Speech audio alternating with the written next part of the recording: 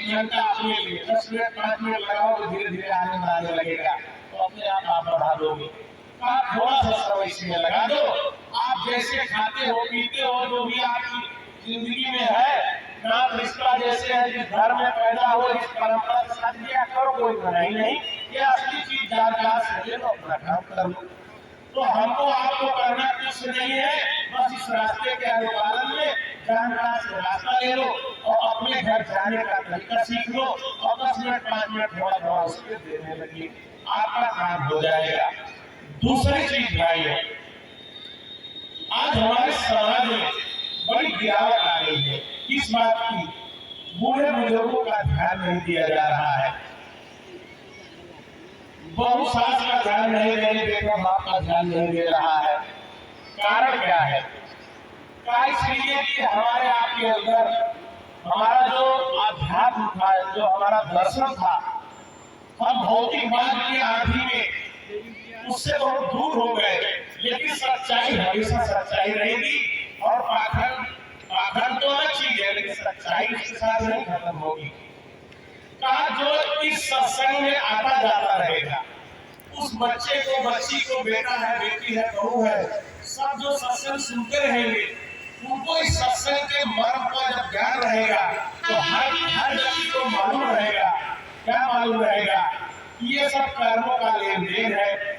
बाबूजी का जितना बकाया है उनकी सेवा ले रहे हैं, सास बूढ़ी हो गई, पति के साथ चारपाई पे कर रहे, उनकी सेवा कर तो बहू कहेगी। हमारा उनसे लेन देन है कि पूरा हो जाएगा, वो चली जाएगी। और इस चीज का सत्संग में आते जाते रहोगे तो सबको धीरे धीरे ज्ञान हो जाएगा। और कहा जो इस तत्व को जानता नहीं, ज्ञानता में भी रहा है, कहा वो क्या करेगा?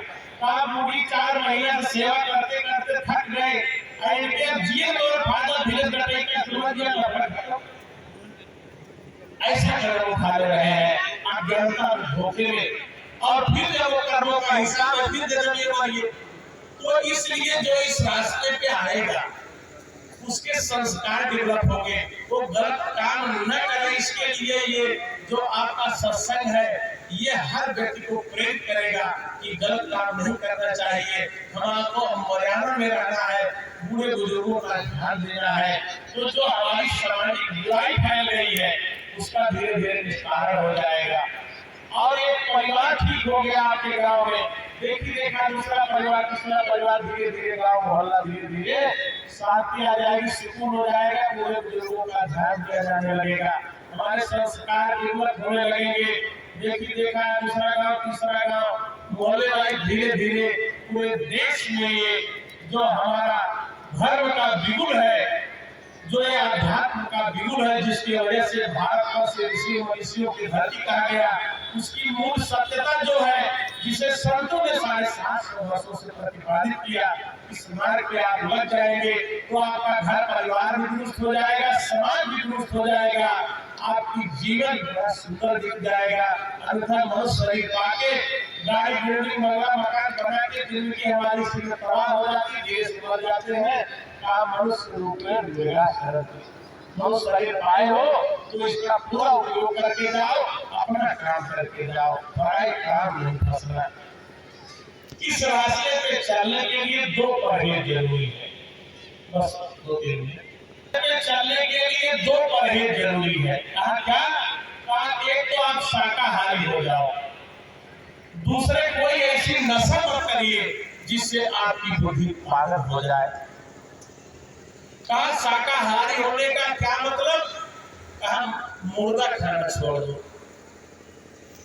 कहा बाजार में बकरे का गर्दन काट दिया, आज इसका गर्दन काटने के लिए वो क्या होगा? मुर्गा हो जाएगा। मछली को काट दिया, जिसको भी काट दिया गर्दन मर गया, जी निकल गया, अब बचा क्या? मिट्टी। मुर्गा, कहा मुर्गा खाना छोड़ दो। मुर्गा खाने वाली चीज नहीं है जिसको आप खा नहीं सकते। कहा मुर्गा शमशान घाट में जाता है, जलाया जाता है, जमीन में गाड़ा जाता है। हमारे आपके घर में मुर्गा हो गया, ले जला देते हैं, हरा देते हैं। तो कहा कि मरी मांस बाजार से लावे, हल्दी नून मिर्चा सारा सब तो मांस बंद होगा ना, कहा कि ये जो मुर्दा ला रहे हैं वो ये बहुत गलत है, इससे वो मालिक बड़ा नाराज है। कहा अखिल विश्व मोर उपाया सब पर मोह बराबर लाया। कहा पूरा संसार मेरे द्वारा पैदा किया है, सबके मेरी बराबर दया कृपा है। इस संसार में जितने जीव हैं कोई उनको मारेगा काटेगा खाएगा तो उसको सख्त सजा मिलेगी। तो ये दया का रास्ता है, दया का रास्ता है। इस पे चलने के लिए आपको दयावान होना पड़ेगा। जे न करे मांस आहारा 64 जन्म गिद्ध अवतारा। न शरीर पाई के कहा न शरीर घर जे पर पिया करे के सहज महाभोगिया। हम शरीर पाके जो दूसरे को कष्ट देगा वो कभी से जन्म मरण के चक्र से दुख के चक्र से बाहर नहीं निकलेगा। कभी साथ समझा रहे हैं अन्न भखे सो मानवा और मांस भखे सो स्वाद। अन्न मांस दोनों भखे सो राक्षस परमान। का अन्न खाए आदमी और मांस खाए तो कुत्ता बिल्ली जानवर है मांस खाने वाला। का अन्न मांस दोनों भखे सो राक्षस परमान। का वो प्रमाणिक राक्षस है जो मांस खा रहा है नहीं खा रहा है। रावण में यही बुराई आ गई थी। उत्तम कुल पुलस्त्य का नाती पंडित के घर में पैदा हुआ पुलस्त्य ऋषि का नाती, चारों वेद शास्त्रों का पूरा ज्ञानी, इतना बड़ा राजा बलशाली, लेकिन हुआ क्या? कहा वो राक्षस कहा गया। कहा क्यों? यही मांस और मदिरा और कुदृष्टि को बेटियों पर डालने लगा, इसलिए उसको राक्षस कहा गया। पंडित के घर में पैदा हुआ, आज तक उसका पुत्र आवाज लगाते हैं। तो कहा जो ये काम कर रहे हैं वो रावणी दरबार वाले हैं, आज घर घर में पैदा हो गए हैं। आप कहोगे कि जय श्री राम नारा लगाओगे और खाओगे मांस तो राम नाराज है। राम के काम है जो जस करे से तस फल चाखा लेके बैठे हैं, वहां सिस्टम बना के आओ काट के खा के काहे डाल देंगे तो बड़ा दूसरी साफ कर दी जाएगी। राम तो सीधे आपको जो है आपके कर्मों का फल देते हैं। तो जय श्री राम कहने से आप राम वाले नहीं हो जाओगे, बल्कि आप भगवान राम ने हमारे आपके लिए जो उपदेश दिया, अयोध्या वासियों को जो समझाया, वही उपदेश हमारे आपके लिए उसका अनुकरण करो, हमारी आपकी जिंदगी सही हो जाएगी। तो आप धोखे में मत जियो। इसी बात को रैदास जी समझा रहे हैं। का मानुष तन जे पाई के भखे पराया मांस और ते नर दोजख जाएंगे सब भागे रविदास। का सीधे नरक में जाएगा मनुष्य शरीर पाके जो मांस खा रहा है। सभी महात्माओं ने मना किया साथियों। तो ये आपके हमारे खाने की चीज नहीं है। मांसाहारी जीवों के लक्षण अलग है, शाकाहारी जीवों के लक्षण अलग है। सबका विश्लेषण करेंगे 15-20 मिनट और लगेगा। उसके अंडा मांस मछली दारू ये छोड़ दीजिए। दारू पियोगे का आपकी बुद्धि पागल हो जाएगी। का 5 मिनट स्मृति आपकी आदत पड़ी है, नहीं छोड़ पा रहे हैं तो खा सकते हैं।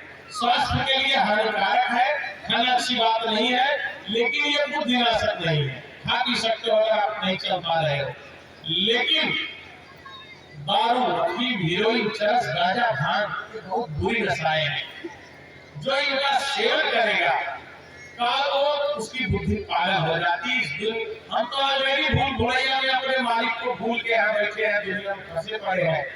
और जो ये सेवन करेगा का अपने घर परिवार को, अपनी बहू बेटी को भी भूल जाता, नहीं पहचान पाता है।